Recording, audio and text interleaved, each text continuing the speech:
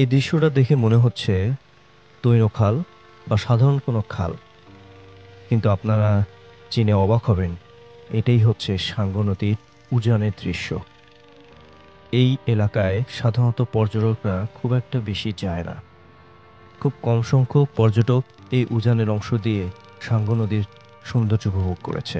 এর অবশ্য কারণও রয়েছে, কারণ এত ভেতরে সাঙ্গু নদী এক্সপ্লোর করার অনুমতি প্রশাসন থেকে নেই, তাই বেশিরভাগ পর্যটক এই স্থানগুলো দেখেনি।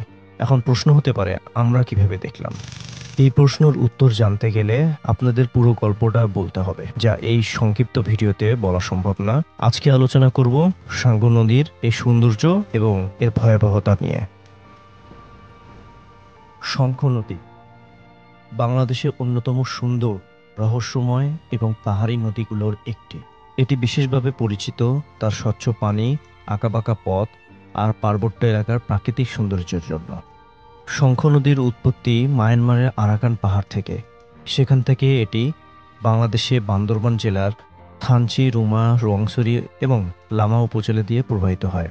পরবর্তীতে এটি সাঙ্গু নদী নামে পরিচিত এবং বাঁকখালী নদীতে গিয়ে মিশে বঙ্গোপসাগরে পতিত হয়। এতক্ষণ দিলাম এই নদীর পরিচিতি এবং উৎপত্তি সম্পর্কে। এখন আসে আসল কথায়।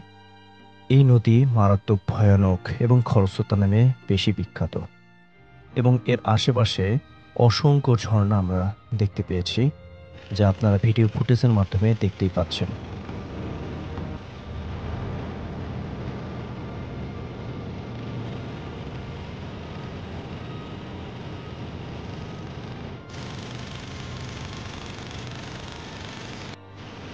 যতই সামনের দিকে এগোচ্ছি, সাঙ্গু নদী তার সৌন্দর্য এবং ভয়ানক রুদ্র রূপ তুলে ধরছে। পাহাড় ঘেরা নদীপথ, সামনে ভয়াল ঢেউ, আর আমরা এক ছোট্ট নৌকায় খরস্রোতা নদীর বুকে ভাসছি। প্রথমে মনে হচ্ছিল সব ঠিক আছে, স্রোত একটু বেশি কিন্তু ম্যানেজেবল। এভাবে চলতেই হঠাৎ দেখা গেল সামনে বিশাল ঢেউ, এবং আমরা স্রোতের মধ্যেই যাচ্ছি। স্রোতের পানি গর্জে উঠল, আর এক ধাক্কায় তা উঠে এলো আমাদের নৌকার উপর। নৌকা কেঁপে উঠল। আমরা কেউ সামনের দিকে, কেউ পেছনে। আমাদের শরীর মোটামুটি ভিজিয়েই দিল, কিন্তু মনে হচ্ছে নৌকায় যথেষ্ট পানি উঠে এসেছে। নৌকাটা আর ব্যালেন্স হচ্ছে না। তখনই নৌকার চালককে বললাম যে নৌকা তীরে ভিড়াতে হবে এবং যা পানি উঠেছে তা বের করে দিতে হবে, নইলে সামনে ঘোর বিপদ। কারণ সামনে রয়েছে বড় পাথরের মতো ভয়ানক জায়গা।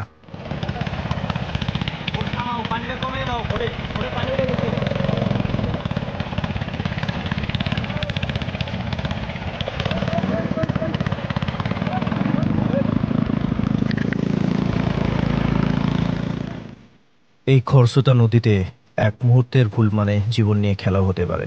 এই মুহূর্তটা আমাদের শিখিয়েছিল প্রকৃতিকে কখনো অবহেলা করা যায় না। আর সাহস মানে শুধু সামনে যাওয়া নয়, সময় মতো থেমে যাওয়া বুদ্ধিমানের কাজ।